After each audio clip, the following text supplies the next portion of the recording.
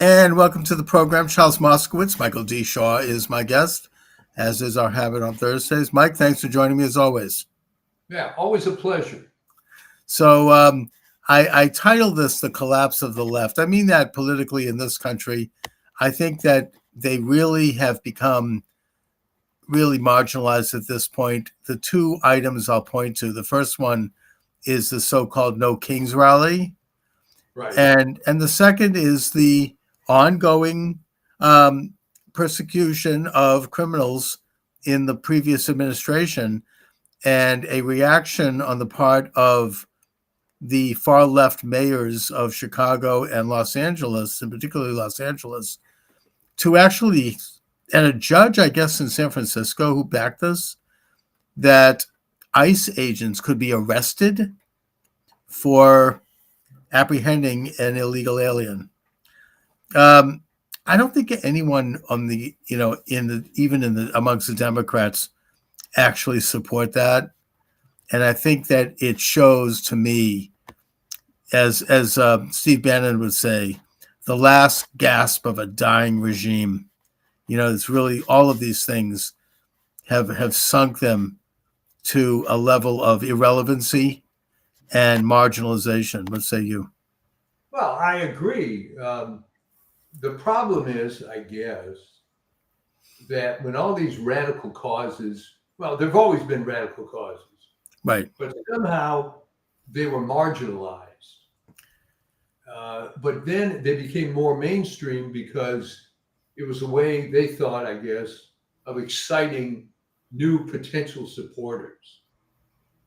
And it just sort of grew on itself to the point that there is no one responsible in the entire party, maybe except Fetterman, who now is, God forbid, disagreeing with some of this stuff. Oh, I know the only one. Yeah, but how far back you want to go? Uh, the disappearance of the Henry Jackson type guys, and that was a long time ago. I know that's a reach. Yeah, yeah. I mean, the Screw raising Jackson. up Yep. of Bernie Sanders, who was never anything more than a grifter and a phony. Yeah. Um, and I think he's tolerated. It's almost like it's kind of a stretch, but it's a funny analogy. He's almost like the Prince Andrew of the Democratic left, in that all the crap that he gets involved with, he and his wife, the fact that he's been in office for 1,000 years, never done a damn thing, I think, except having a couple of post offices named in Vermont. Right. Why don't people take a look back? He's not the only one. Why don't they take a look and say, wait a minute, this guy's been in office forever. Nancy Pelosi has been in office forever. And then you get into this interesting conversation, which I'm sure you've had with people. The conversation, whether it's Bernie Sanders or Pelosi, all right, what has this person ever accomplished? And the answer is inevitably, well, she became the first female speaker. No, no. What has she done for her district or for the United States? Yeah. I What, mean, I throw Hillary Clinton into that one also, but yeah, exactly, they're just a bunch of self-aggrandizing, narcissistic people who are just feeding off of the public trough and enjoying the addiction of fame and a feeling of importance, which politics does give people. I mean, I can speak to that. It's but yet you don't. I mean, in a way, in a broader sense, that's what the left is anyway. There's nothing. They're not doing anything. It's all this sort of, you know, spouting these meaningless shibboleths and platitudes. I see them on bumper stickers. They don't really mean anything. Nobody actually reads them or thinks about them. They just have a catchy kind of it's almost like a hieroglyphic. And it opens the door to the fashionable society, to fashionable parties, I mean, feeling of self-worth based on just doing nothing. um, well, you've been around these people for your whole life. I have. So, and some of them are presumably intelligent. So how do relative. they reconcile all this ridiculous sloganeering with reality? They just they don't live in reality. It's I mean I think that in a way Michael Savage was right when he said that liberalism is a mental disease. They live in this kind of I mean it's I know the term matrix. I like to use the term hologram. It's kind of like this bunch of laser lights and colors that all shape something, but it's nothing. There's nothing there. It's all it's all the sensate. They're going to go on to the next stimulation. This the next.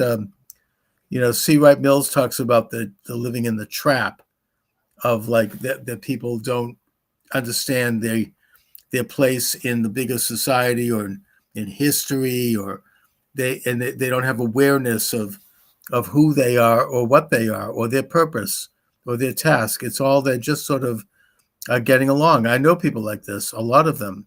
Okay, but that's a very good answer. But let's unwrap it a little bit. Okay, let's say there's a person like that. He still has to go through his daily life. He has to interact with the real world on occasion.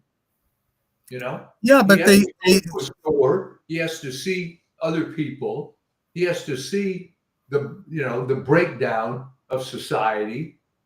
but he How? doesn't feel connected to it. I mean, it's like what you said about the Model UN crowd. I mean, they Yeah, they they were handed their task at a young age. They knew what their lane was. Probably they knew. I mean, I was led to believe it that it would all get figured out when you go to college. That's when they'll figure out where you're going to be in society. That you don't have to do anything. The parents don't have to do anything. They just sort of assign it to these agencies, and everybody just sort of goes on vacation and just lives this kind of gauzy, meaningless existence. I saw this. I mentioned earlier the No Kings rally. I don't know if you got to see any of that, but oh I, yeah, I happened to. I took the opportunity that day to do one of the things I do, which is drive Uber, and right. figured that would get me around, and it did. And I got to see the rally in Boston, where I live, and in a neighborhood of Boston, and then up in the North New Hampshire border. I was up there, and Oh, Lowell, which is actually the closest community, I think, to a truly leftist community, and Amesbury, which is an old hippie hangout oh on yeah. the near Hampton Beach. That's up in the New Hampshire border, Right. and I saw what I've heard reported as well. The demographic was much older, and I mean older. Like in people in their 80s and 90s. Yeah. It's like they let the nursing homes out. In fact, earlier that week, a couple of days before that, my 92-year-old mother, who is moving to an assisted living home, a very good one. Right. Um, I went with her to have the meeting, and she needed to be interviewed and whatnot.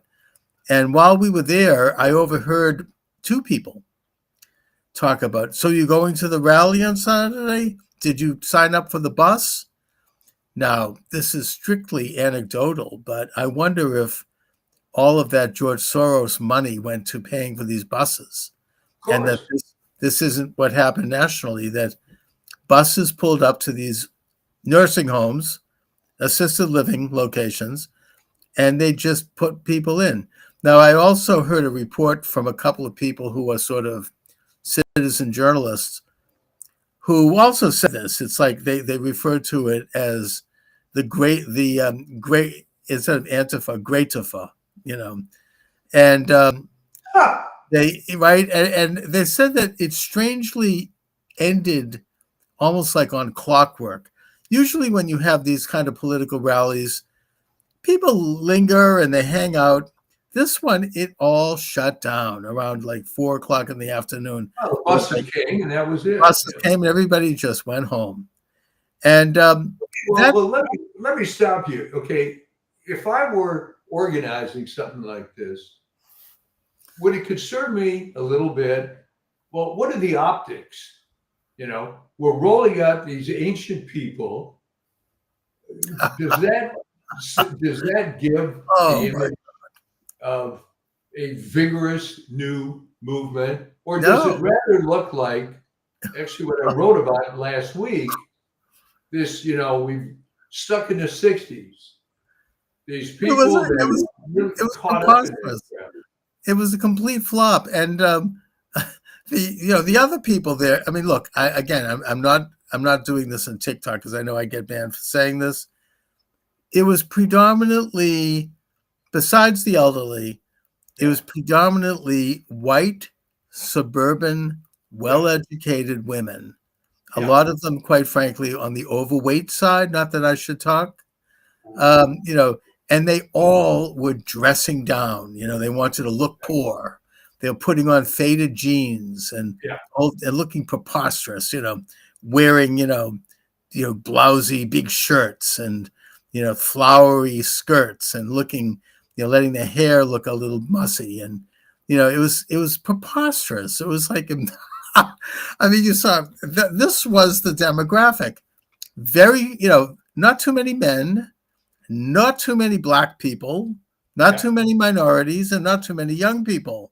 Right. Maybe with the possible exception of Lowell, which is a unique situation where you did have young people. But even them, they looked like motley college, the same people that were wearing keffiyehs when, to protest after Israel was invaded by Hamas and after they slaughtered 1,200 Israelis, they all went out to protest against Israel. Right, the same people, except this time around, there were no keffiyehs. There wasn't even much anger. I didn't see much rage. What I saw were people just going out and having a good time. It was like a social experience and meeting up with old friends, maybe hooking up a little. Just people were like giggling and laughing and just hanging. Oh, hi Norma. Everybody's hugging and it was like a reunion from a Pete Yeah, Seeger. remember the anti-Vietnam demonstration we Yeah, were at? it was like an old Bob Dylan concert, reunion. Um, and that's what the vibe was. And there wasn't really any kind of coherent message other than we hate Trump. And it wasn't even that intelligent. In fact, it makes me wonder about the stupidity of this country. I mean, the whole thing is so preposterous. No kings. I mean, really? They can't do better than that. I mean, didn't they have anything to actually? It was like the only one protest sign I saw that actually had a little teeth to it was somebody said that we have to boycott AIPAC, the Israel Action Committee. Okay, fine. But other than that, I mean, there was not much to it. And the one in Amesbury, which is a particularly hippie town, I mean, we're talking like really raggedy looking people with stringy hair and, How is it even possible 60 years after this stuff? I mean, what the heck where took it's like they all came out of the wrong woodwork. with these people? But Aren't they embarrassed? in Amesbury, they actually had some pro-Trump people holding a big Trump sign and looking normal. And people didn't care. Nobody was like harassing them. Everybody was like, hey. And I think that the whole hatred, I mean, this is maybe a stretch, but I think that in the broad sense, the Trump derangement movement is dead. If this is all they can muster, and this is just, they're out there having a meltdown. And the only thing that is of concern, and I think this is something that Steve Bannon is talking about, and rightfully, is the fact that they are losing so much. The lockdown of the government flopped because no one's blaming Trump, and now it looks even worse because you had Catherine Clark, a leftist loony from Massachusetts, Congresswoman, actually let the truth out of the bag, let the cat out of the bag, when she said, "Well, this is the only leverage we have. Never mind that the military isn't getting a paycheck. Never mind that people aren't getting necessary pay for work. Oh, we have to do this for political reasons. It's our leverage." And it's not working for them. They've got really nothing else. And so Bannon is saying, and I think he's probably right, that things are going to get more violent because that's all they have left.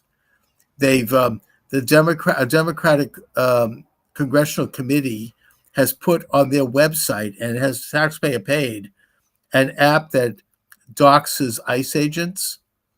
I mean, I don't know why that is very disturbing. I mean, I don't know why that's even being allowed, but there it is. And that tells me that we're going to have violence because that's all they have left. They've lost the public support. They've, it's gotten down to just a geriatric movement that of people who really don't know, they're over the hill. They don't really have any original thoughts, and that they don't really have any particular message. There's nothing they can really hang their hat on. What are they against the Israeli Hamas ceasefire? Oh, that's a good one. I mean, what exactly are they against? Trying to have a peace treaty with Putin and Ukraine? Oh, there's a cause we can rally for. It's like they've got nothing. I mean, they're making an awfully big deal out of Trump building the ballroom. I mean, that's pathetic. Who cares? I mean, this is like virtually every president has done some sort of remodeling of the White House. I mean, and not only that, but Trump is paying for it, and private donors. Whereas in the past, I think that, taxpayers paid for Kennedy's swimming pool and Obama's basketball court. I don't begrudge it, but Reagan put a roof deck where he had like a sunroom on the roof. He called it his California room. That's fine. I mean, it goes back. I mean, but they make the fact that they would make such a big deal out of this is. Well, take a bird's eye view of this. I mean, who is in charge of the strategy? I mean, seriously, if you were completely apolitical and you looked at it from strictly a marketing point of view, and you scratch your head like, what the hell are they doing? How are they building a brand here? There's the last couple of meetings they've had. I've seen some footage from it from the Democratic National Committee, where they have this weak, faceless head. I don't even know who the hell he is. But they're basically the main conversation, to just show they haven't learned anything, is who is a woman, who is gay, who is black. It's like, have they learned anything? That the country has moved on from that. People don't care. People are focused on merit.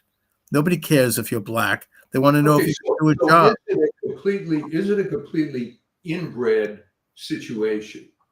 Okay, let's say you're a DNC, you bring in some new talent, and maybe the first 2 weeks on the job, someone says like, what the hell is going on here? They're either going to leave or they're going to become part of the board. And this has happened, by the way, in private enterprise. The most extreme example now, I guess, is Disney. That despite virtually every movie release being a flop, they just double and triple down and more and more and more. And it's only because they had more money than God that they're able to sustain this. But what's happening is the attendance at the parks are going down. The movies are hated, and they don't change. They just keep doing the same thing. And I believe what happened, because I knew people that worked there, was that this whole movement, I believe, to pander to gays and trans, whoever was in charge then, whether it was Katzenberg, what's his name? Eisner, wasn't it? Eisner, I'm sorry. Yeah. Probably saw that among the talent, there were people of this predilection. Right. So, okay, so we give into this guy and we give into that guy, and all of a sudden, you've created this cadre of lunatics, and that's who's actually there. And they're completely out of touch, because I mean, every corporation and every company develops a certain culture, based on the people that are there, or based on the people who are there who dominate, because they're loud, other Yeah. people may not, want to influence it. And that culture ultimately has to fit into the broader context of society because they're offering a service or a Yeah. product. And in the case of a company like Disney or any entertainment company, they are totally dependent on the tastes of the audience. I mean, they're offering something much more abstract. It's not like a product, it's like a movie or it's like an idea or like an experience. And if they're not going to be in touch with average people on Main Street, then they really, I mean, it's going to fall into like a very kind of niche market, like an art house type of situation where you maybe have like a particular audience, but you don't go beyond it. And Disney is not that kind of company that can do that because it's a huge international Well, company that's that, exactly right. But from a business point of view, how do you not react to all these movies being flops? Mike, you actually have some knowledge about this. How are they going to survive this? I mean, it's gone on now for years that they keep coming out with these flops and that they haven't really, at some point, someone's going to have to pay for to light the building. Well, remember one thing about large enterprise. If you have a giant cash flow, which they obviously do, you can keep the thing going way longer than viability. All But right. not forever. No, no, I not mean, forever. you But look at some of the remember, great fortunes in this country went down the yeah, tubes after a while. The Vanderbilt family, they went yeah, down the tubes. They were the richest family in the world. They were richer than the Rockefellers. yeah. But after a while, I mean, it sort of dissipates. They really weren't producing anything, and there was some bad decisions made, and eventually they went out of business. Sears and Roebuck went out of business. Yeah, Whoever well, thought that would happen? right, but you're absolutely right. But if you go back in the history of it, you see that it was looking bad for a long, long time. But with the magic cash flow machine, you're able to keep things going. I mean, the classic example was Pan Am. Hmm. Pan Am was in deep doo doo for a long time. Right. And the thing that finally did them in, which obviously wasn't their fault, was the Lockerbie bombing. Right. There's some incident that tips the whole thing over. That's what But can happen. That's what happened to my business. I mean, ultimately, the thing is hollowed out, and you don't know it. You're not dealing with reality. You just think it's going to go on forever, and then finally something happens, and someone calls up and says, "Sorry, we're not going to really be using you anymore. We love what you do, but we're not going to do it anymore. We're taking a different direction," and the yeah. whole thing falls apart. It's an incident. There's like a moment when it's like, okay, that's it. It's over. Well, did you see it coming? In fairness, I mean, I kind of did in the back of my mind, but I wasn't dealing with reality. I didn't okay. want to see it. I was in this business for decades and I just thought it would continue. It's had ups and downs and ups and downs. I wasn't dealing with the full picture. I didn't, but looking back on it, I can see that I knew what was going on, but I wasn't telling myself because I reached a point where I no longer was looking at my daily logs, like my financial, because it was too painful. And I was Ah, like, right? I was like, I'll look at this next week. Right now, I'm going to focus on this. I'm not going to look at, I was compartmentalizing everything. And I was doing other tricks, mind tricks in a way, like category tricks. I think a lot of businesses do this when things aren't going well. And I didn't keep up with the times. I didn't look at the broader picture. I didn't see the trends, or I didn't want to see them. And so eventually the thing went belly up. After okay, but what? now multiply your experience by millions and billions. Yeah, I And mean, if you're Bob Iger and you're knocking down a big salary, you're so insulated from it. yeah, but why don't they look? I mean, you see in this country these huge malls with like massive infrastructure. They're sitting there with rats and vacant and Yeah. weeds growing out of the roof. Those people didn't predict what was going to happen either. Big No, they, restaurant they, chains. just- they lied to themselves.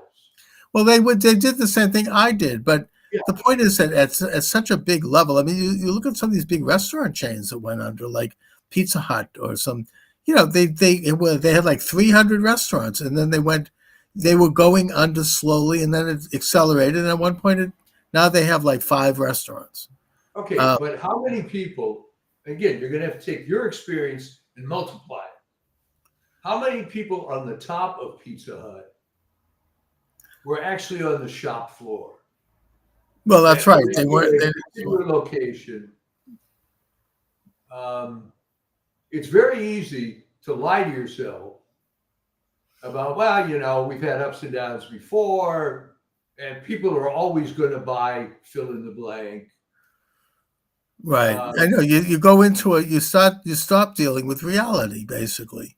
You go Yeah, through a kind of a almost you push aside. I mean, in a way, it's sort of a more concrete example of what they call in sociology confirmation bias, yeah, which everyone to a degree has, in that when you analyze what's going on in the world, you analyze news, you analyze culture, yeah. you tend to compartmentalize stuff that fits your narrative and kind of weed out stuff that doesn't.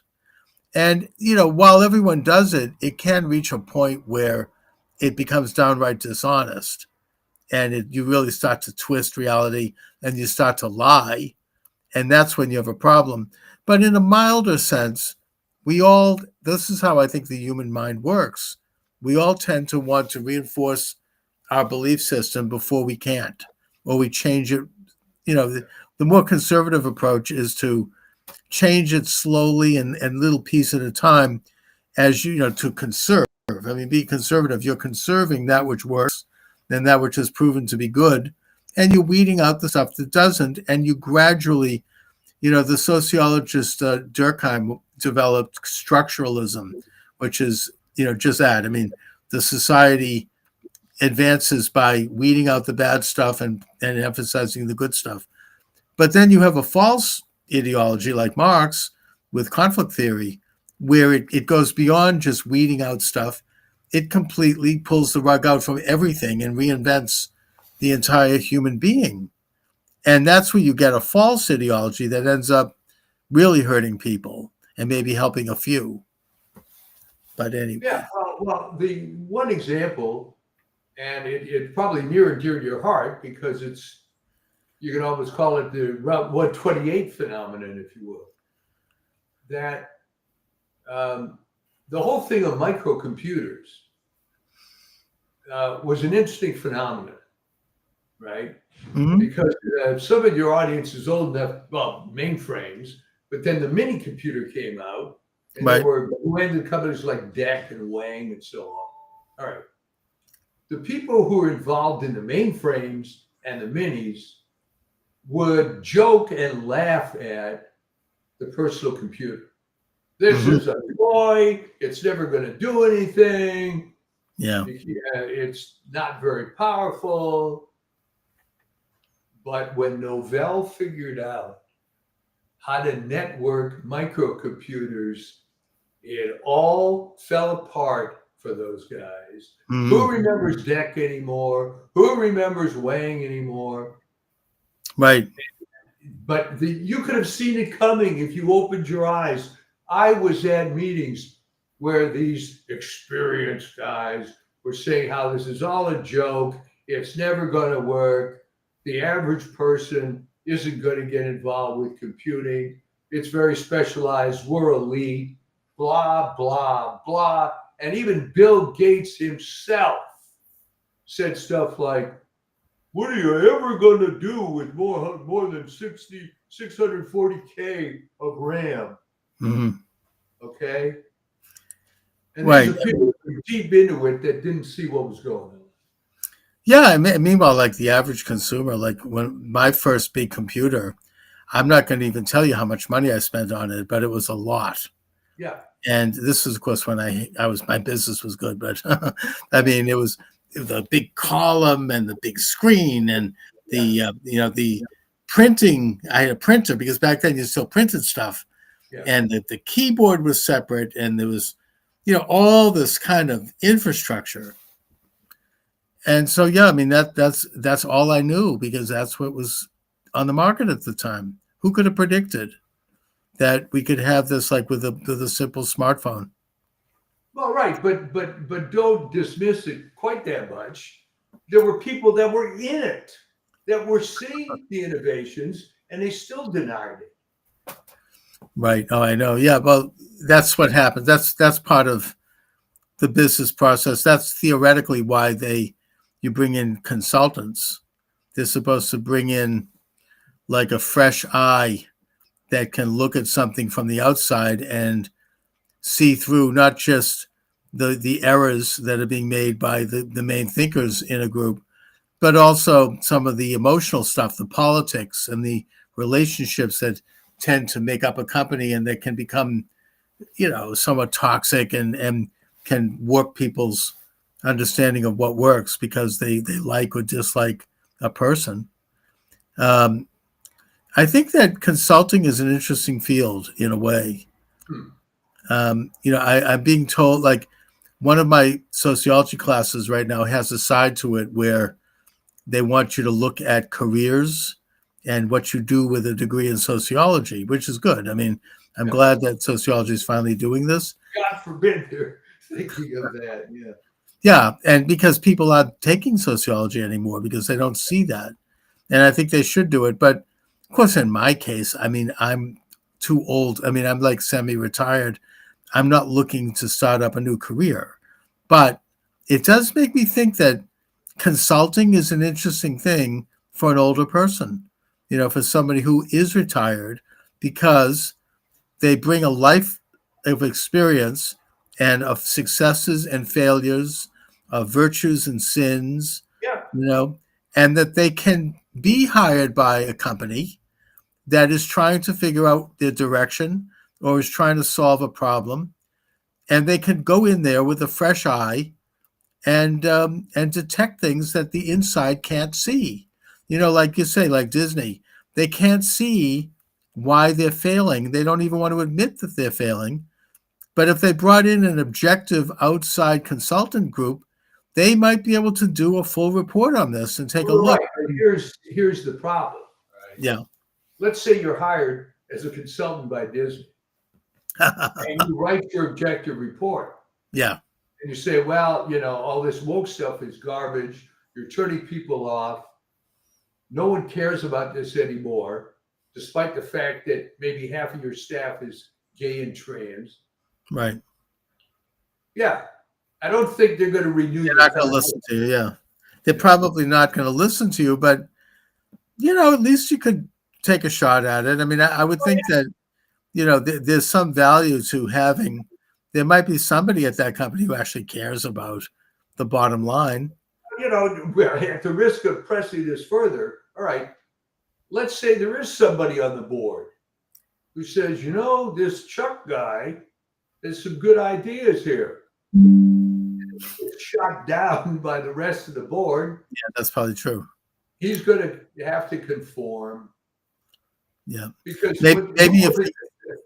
maybe if they hire a consultant and actually up front, as part of the deal, give him actual power to fire people and to hire people and to, not just to give a report, but, sort of like what a forensic audit does. And I remember I interviewed this guy who was doing forensic audits of governments. What a great idea. I mean, I wish he'd come to Massachusetts. I said, why don't you take a look at the Massachusetts MBTA? You could probably save the state billions of dollars in graft and corruption and give goodies that they've given to each other. And who knows what the hell they're doing with the money. I mean, this state just passed a bill and elected a state auditor. What's her name? D'Angelo. She has a great Italian last name. And she ran on the position that she will do a full state audit. She's an accountant. Yeah. And Diane Dzoglia. And they've refused to cooperate. The state legislature, the governor, the attorney general, they're like dragging their feet. Well, we have to get legal opinions on this. So she then got an initiative on the ballot. Massachusetts has that, it's just like California. And it won by like 75% to have this audit. And they still are refusing to do it because they know that if they did, and if she got to go into those departments, this whole state, rotten left-wing state government would absolutely implode. If people actually saw Oh yeah, what I they have would no do. doubt about it. You could do that with the feds. Well, that's what the Doge was supposed to be about. It didn't really succeed. The outrage. I mean, this is another because of the crumbling left. You know, the last gasp of a dying regime, as Steve Bannon likes to say. They're against the idea of actually doing a deep dive into how much money is being spent. Really? I mean, that Well, used to be a left-wing cause. there's too much corruption. Didn't they used to be the ones screaming the loudest about that? I seem to recall. Oh, the government is spending this money. They're screaming. Now they're actually screaming about it because President Trump allegedly is spending money on a ballroom. What about the people who are starving? Well, guess what? He's doing it with private funds and with his own pocket. Yeah. But either way, I mean, if they're so upset, why not take a look at USAID and see what they're spending money on? Well, Or I'm take going a to look. look this up after the show, but there's someone that made an interesting comment, and maybe you know who it was, to the effect that it's very hard to get a guy to change his opinion if his salary depends on holding that opinion. Right. Okay.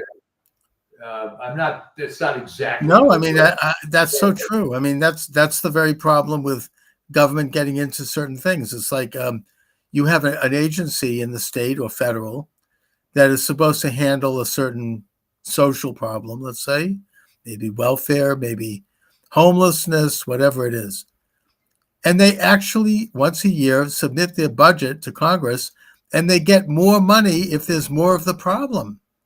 They get less money if there's less. So if they solve the problem of homelessness or drug addiction or whatever it is, they actually they lose money. If it goes up, they have new staff members, they get more salary. So there's a perverse incentive when you get government involved in these things. Oh, They absolutely. don't. And they never want to cut themselves.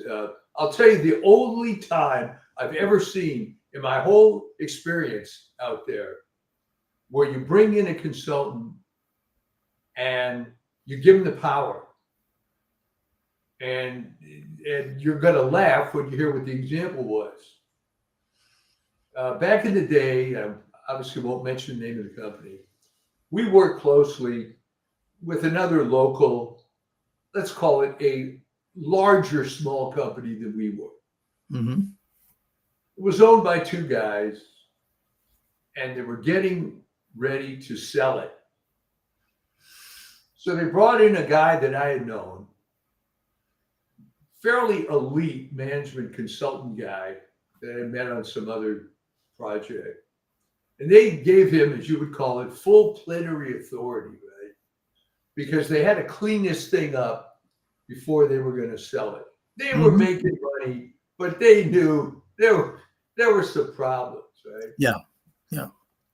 So this guy, Dennis, tells me these stories of he takes a look in every department, and he finds there were sometimes he would just call me in the evening. Mike, there are 2 or 3 engineers there. I don't know what the hell they've been doing the last 20 years. They just draw this paycheck. Nothing improves.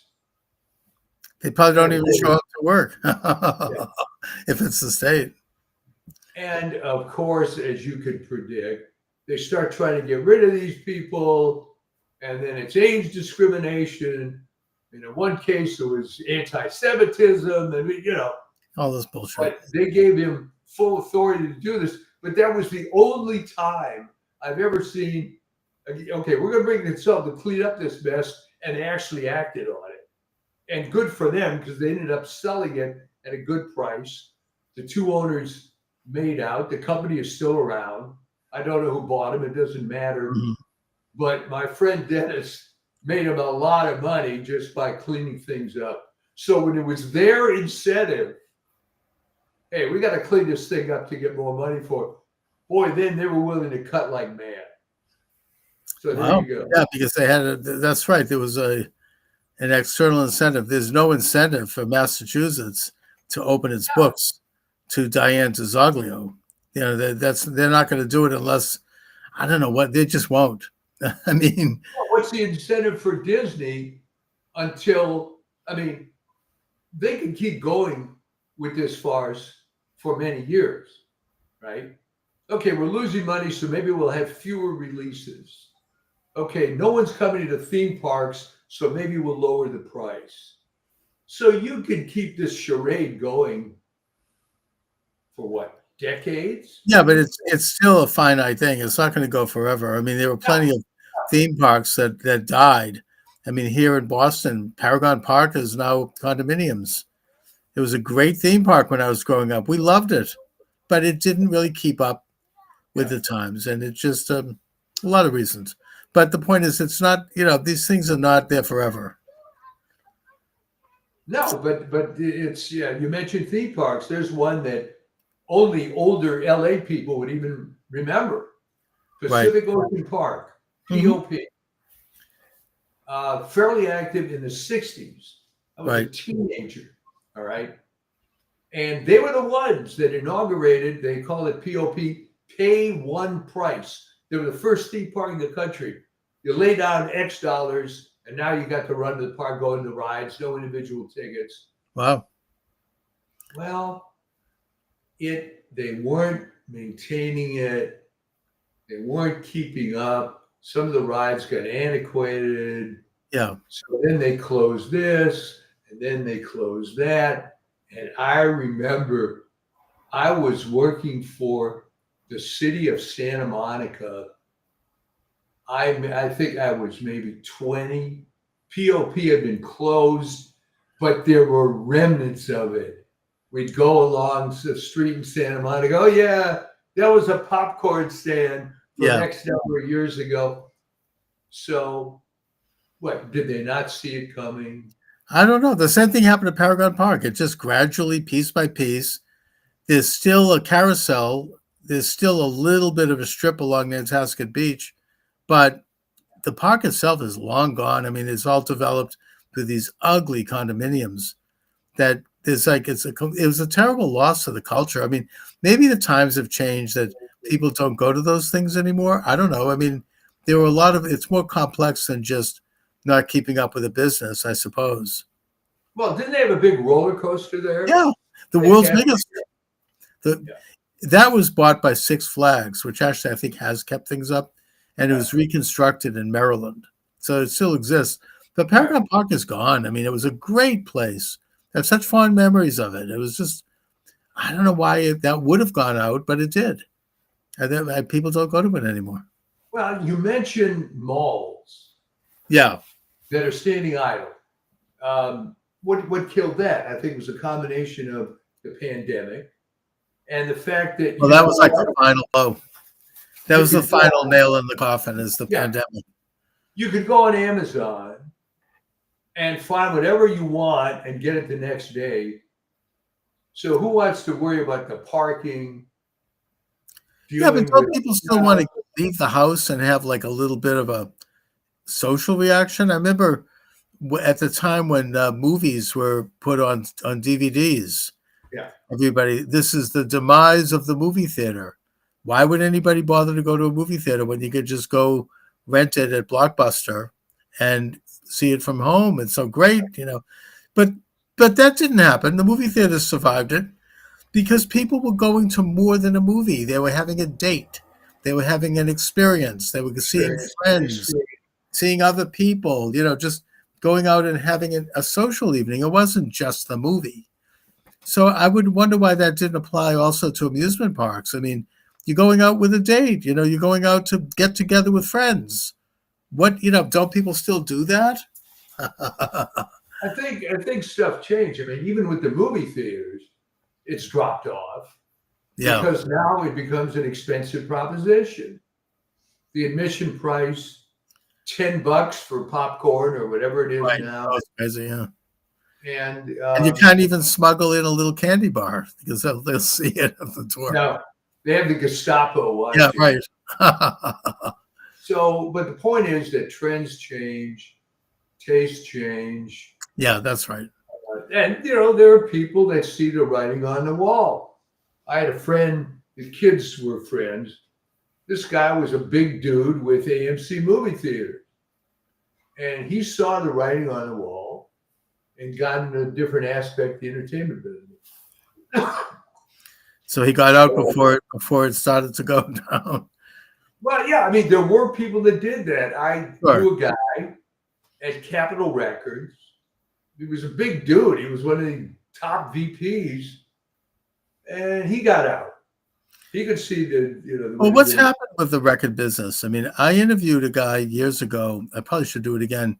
He was into Christian music, and he told me that back in the day, like in the 60s, 70s, 80s, the entire industry was controlled by about 7 record companies, right. and certain people like Clive Davis and Ahmet Ertegun, and they decided, this select group of people, they were the gatekeepers, and they decided who would get traction and who wouldn't. Right. You had to go through them, and they were looking for a certain kind of generic thing. And if you were different than that, you didn't get it and get anywhere. I mean, you just didn't. I think that there were some exceptions. Like I think Ozzy Osbourne, for example, got into a record company meeting because he bit the head off a bat, and he called the media to watch him do it. And so they paid attention to him. But for the most part, it was very generic, very formulaic. As much as I love the Beatles, they were very formulaic. I mean, everything went through a certain filter and a certain sound. And it was, I once heard George Harrison talk about this. He said that it's like this sonic noise that they put on every song that runs in the background. It's like a noise track that gives it like a certain sound. It's not raw. It's very produced. Right. And but that changed. It changed because of Napster and because of music now available. You now can have an artist set up their own site and get traction. They could get it on TikTok. They could. Right. So you have the record companies. What's happened to them? They still seem to be around. I mean, how did they survive that? Well, they own certain publishing. They get a certain amount of money based on performance of these things, but there are fewer artists. There are fewer releases, and they're all the same. It's very generic, and it's very boring. I mean, I don't know why people. I mean, it's the same cookie cutter thing. Every one of them. Well, even when I was involved in the music business, but even then, you had this sort of quote mainstream of pop music. There was all kinds of other stuff going on, but that really wasn't where the money was. So they focused on particular generic kind of sound, and it worked when you had radio. Right, and some of it, and by the way, some of it was very good. I'm not criticizing. Yeah, of course. For example, I've been watching on YouTube some of how the Beach Boys made their music, and it was brilliant. And the thing is, they had the Wrecking Crew, which was a bunch of studio musicians who were brilliant, great musicians, and they did the backing to a lot of the big records in the 60s and 70s. I mean, I don't know, the Mamas and the Papas, Sonny and Cher, the Monkees. Virtually every artist on the West Coast had the Wrecking Crew. And they were great professional musicians. I mean, Carol Kay was a bass player who was just lay down some of the famous bass riffs. Glenn Campbell, I mean, on guitar, you can't get better than that. I mean, he was a genius. And that they kind of, I mean, so I'm not critical of that either. I mean, but they were like the machine, there was the music machine, I suppose. You really needed that because you were paying for studio time. You're paying for musicians. So you had guys that in 1 or 2 takes could lay it down. And that was it. So if you're paying for it, that's going to be the way to do it. right. But it was all great, but it was very generic, and Yeah. there wasn't a lot of anything that was that unique that really broke through. I don't think. Well, Not okay, there was stuff like that out there, but you didn't hear it very You didn't much. hear it exactly because they didn't get past like Clive Davis, or the Yeah, well, gatekeepers I'll over. tell you this. There was a guy, um, he was a second cousin of mine Yeah. who was in Gary Lewis and the Playboys. Oh, okay. They had a few And hits.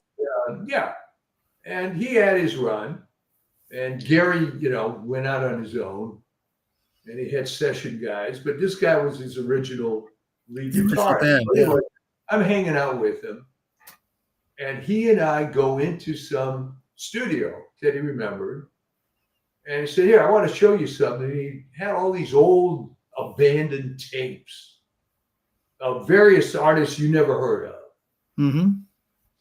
and he started playing this stuff, and some of it was really, really good, but for whatever reason, management didn't get behind these artists, and that was it. And they left and became whatever they became, but they left the music industry.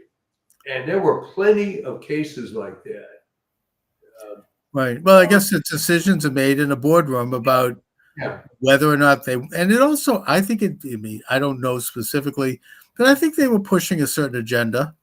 yeah, They wanted a certain message to be promoted, and that was not Christian music. This is what this guy was telling me. He said they yeah, were not allowed, they were not welcomed.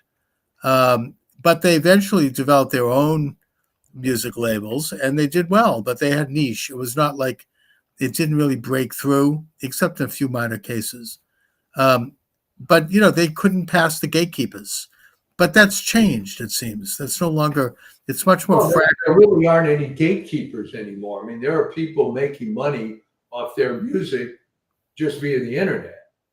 And remember, That's right. they get all the money that way. So, Yeah. So you have. I mean, I think that's how a couple of people, like Justin Bieber, for example, I think was a TikTok or he's a YouTube guy who just had his own little YouTube channel, made music, and it caught on. So it yeah. can, that can happen. I mean, it's, I suppose that it's just a different approach now. In a way, it's almost more of a localism and a more pure capitalist approach versus this kind of oligarchy that colludes with each other and controls. Yeah, well, I mean, there's a lot of cases like this. I got involved with some artists. This one I didn't know, but I heard the story. You may remember in the late 60s, there was a remake of the Shirelle song, Baby It's You. And it was a group called Smith. And the Okay. attraction was a lead singer, Gail McCormick. Mm-hmm. She had the looks, she had the talent, but not a whole lot came of her. Because, as you say, she had to go through this process. And the comment was made, and I forget who the executive was, doesn't matter. You know what? Too many singing broads. There wasn't Yeah, anything the wrong with market, her. the market is saturated with this thing, Yeah, at the moment. right? I mean, I suppose that's how Hollywood always worked too. I mean, they would invest a lot of money into an artist, an actor, or an actress, and their image, and they basically, I mean, they had to sign a morals clause Yeah, because they had to project an image in private life as well as public because they were a commodity, and they yeah. agreed to it. I mean, they invested in it. But the private story was very different. I mean, look at Rock Hudson, for example. I mean, right, very, very different situation privately than the public image. But that's what they all were like that to an extent. I mean, they were manufactured, they were produced, they were, I mean, look at Judy Garland. Right? They put her on drugs. I mean, giving her uppers and downers and to make her look right, and they made her lose weight, and she had to do this and that. But that's because so it was more than just a couple of people approved for it. It was more like once you were in that system, you were like they owned you. I mean, they would like Well, yeah. I mean, they're investing a lot of money in you. exactly. And I would make the argument that the moguls really had it right in that look, you're dealing with this talent. They're all mentally screwed up, 99% of them. Right. So you have to completely manage this thing. And if you stray too far out, then you're out, you know? Sure. They cut you loose because it's like having a listeria epidemic and you own a food company. I don't know. You have to get rid of the bad product and then move on. I So mean, were there people that were unfairly treated? Yeah, maybe like Bobby Driscoll, who was the it boy in the early 1950s. yeah, But then, Disney finally dropped him what because, happened to him? Drug addiction, right? well, yeah, I mean, he was in the awkward teenage years. He suddenly wasn't the cute Bobby He lost Driscoll. he lost his youthful looks. And he went wrong I get it. and died of a drug overdose. That's too bad. Um, but in the main, they made these movies. They made money. They catered to public taste. They wouldn't have dreamt of going to this woke stuff where they're losing money and losing money and losing money. No, they all were about making money, and that's if you didn't cut it, then I mean, I suppose. I mean, look, I get that that's what it is. I mean, if you lose whatever it is that was making you successful for them, then I guess the same thing in sports, right? I mean, if you tear your meniscus and you can't play, I mean, they'll cut you out. You're Yeah, gone. Could be a big star one day, the next day they want to forget about you quick, move on. It's just maybe that's just the nature of it. I mean, that's well, that's there's a lot of money until there isn't. right. And speaking of sports, now there's this huge scandal with the NBA with the gambling Yeah. and the players and one coach being involved in this. Uh, in some circles, they're trying to paint this as a black thing. Stephen Uh, A. Smith, ESPN, saying, well, it's Trump. Trump's going after people. Well, you know what? It's obvious these games are rigged. uh, yeah, they're gonna try to play up to Trump derangement. Yeah. That's So, like Chuck Schumer saying we have to have an insurrection over the indictment of Letitia James. Really? I mean, it's like, come on. Anyway. yeah, I don't know why they're circling the wagons on these people. If they Oh, had any brains, they say, hey, you know what? She outlived her usefulness. She was well, the at some judge. point they will. I mean, if it becomes a liability, they'll cut her loose. And she knows that, which is why she's trying to play the Trump card. I went after Trump, right? And that's losing cachet. That's an Yeah. embarrassment. So Well, because her mortgage fraud is it's even so it goes basic. back farther and wider than anyone first suspected. Oh my God! I mean, she claimed that she was married to her father, Yeah. to get the first mortgage. This is like, and this is an attorney general. I mean, she's obviously she knows better. I mean, she's a lawyer. It's amazing how that happens. I mean, the people who, I mean, that kind of greed. I mean, you think that they're obviously making a few bucks anyway, but they need to take a little extra. They can't help themselves. I mean, I suppose that's how corruption works. You just you'll take a risk and risk your whole career and your reputation to make a few extra dollars on a mortgage. I mean, it's really Well, and shows. unfortunately, Chuck, it seems to be a good bet because she's guilty as hell. But how long will it take for justice to be done? Well, you know something? They were all depending. I think Comey is an example of this, and all those rotten guys.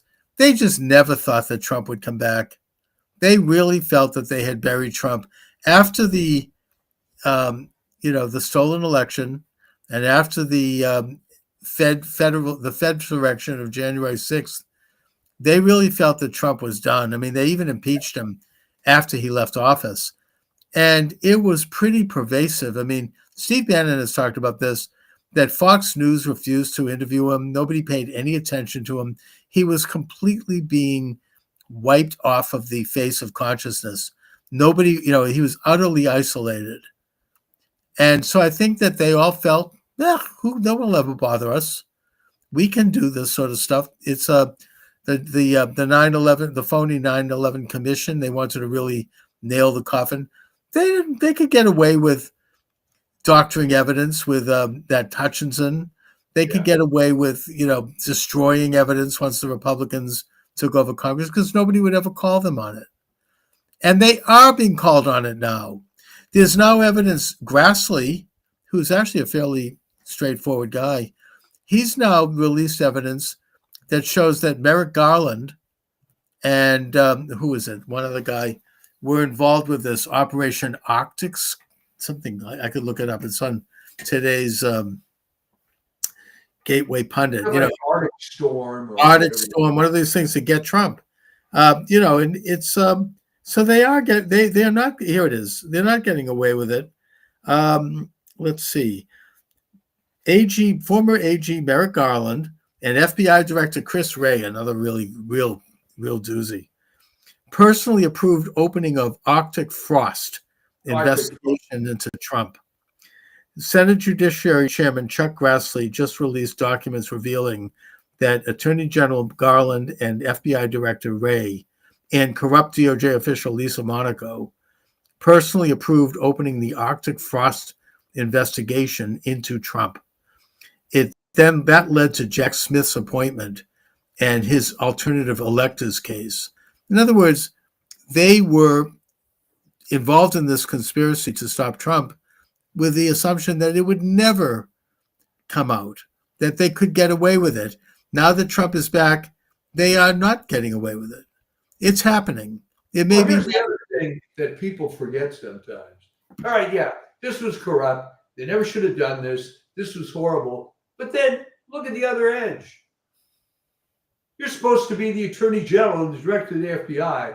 I'm sure you have other things to do than go after Donald Trump. That's right. What the hell is the point of your job? What's the point of your damn life if you're going to be... That's what their mission. They felt it was very important to stop Trump and his movement, and they failed. They failed not only because Trump was elected, but even the movement it's going on. It's an era. It's a new era. Yeah. They can't stop it. It won't be stopped. Well, maybe they'll get away with it in the sense that they don't do jail time. Yeah, they probably personally won't go to jail. Right. But his reputation is in the toilet. Is tatters. And, it would be wonderful to see them all brought to justice. I mean, I think that would be a very satisfying thing to see these people behind bars. But whether they are or not, the point is they've lost the game. And they're being relegated to the ash bins of history where they belong. Anyway, Mike, what's happening with this Substack? Well, we had that piece from last week. I've got other stuff to work on. But it is fun, writing those things and getting comments from people, as I'm sure you've seen, just the feedback on this stuff. So, and it's just great that guys like you and me, well, especially you, can go out on these internet platforms and interact in ways that, let's be honest, weren't possible even 20 years ago. Yeah, and that's in spite of ongoing censorship, which is still there. Yeah. And that's something that's a big issue. I mean, we've talked about that. And, I think more could be done in that department. But anyway, so onward and upward. I'll talk to you next week. God bless America. Let's hope the left has collapsed even more by next week. It's a slow but inexorable fall.